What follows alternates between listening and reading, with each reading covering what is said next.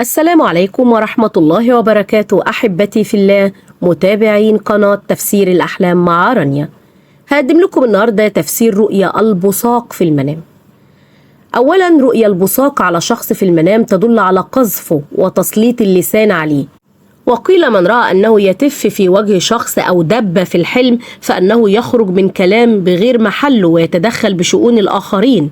البصاق على وجه شخص معروف في المنام يدل على إهانته والإساءة إليه. البصاق على وجه شخص من الأقارب يدل على نشوب الخلافات والمشاكل العائلية.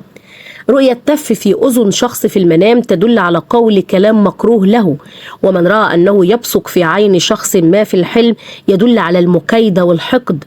رؤية البصاق على فم شخص يدل على إنكار الجميل. من رأى أحد يبصق في وجهه في المنام فأنه يطعن في أهل بيته. وحلم شخص يتف على يديك يدل على نيلك رزق ومال من حيث لا تحتسب. البصاق أو التف على الأم يدل على عقوق الأهل وعصيانهم. البصاق على الأخ يدل على العزلة والوحدة. حلم التف على الأخت يدل على فض الشراكات. رؤية التف أو البصاق على الأرض تدل على شراء أرض وزيادة في الأملاك. ومن رأى البصاق على أرض بيته في الحلم يدل على بناء منزل جديد. أما رؤية اللعاب على الطريق تدل على اتساع العيش والغنى. مسح الأرض من البصاق يدل على ضياع الفرص المهمة. البصاق على الحائط تدل على الدخول بأعمال تجلب الغنى والأموال. ومن رأى أنه يتف باتجاه السقف في المنام يدل على دخوله بأعمال ينال منها سلطة ونفوذ. ومن رأى أنه يبصق في الأكل يدل على الجحود بالنعم. التف في الماء تدل على ذهاب الخصب والراحة. رؤيا بصاق الميت في المنام تدل على مال من إرثه وتركة.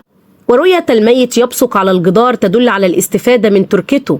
رؤية المتوفي يبصق على ملابسك يدل على دنو الأجل. من رأى الميت يبصق دم يدل على إنفاق أمواله بالفساد. رؤية البصاق في منام الرجل تدل على أمواله وأرزاقه وتعامله مع الآخرين. وإذا رأى أنه يتف على شخص يدل على الإساءة للآخرين.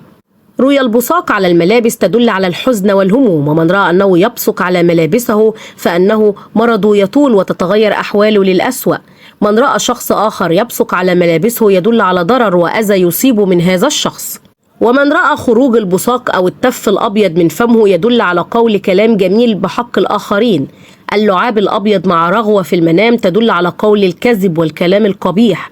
وإذا رأيت أنك تمسح البصاق الأبيض في الحلم يدل على ذهاب العافية والنقص في الصحة.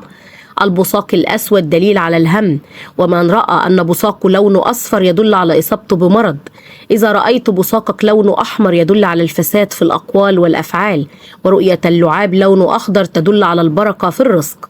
وإلى هنا تنتهي حلقاتنا ونلقاكم في تفسير جديد. فلا تنسوا دعمنا دائما بالإعجاب بالفيديو والاشتراك في القناة وتفعيل الجرس ليصلكم دائما كل ما هو جديد لنا. إلى اللقاء والسلام عليكم ورحمة الله وبركاته.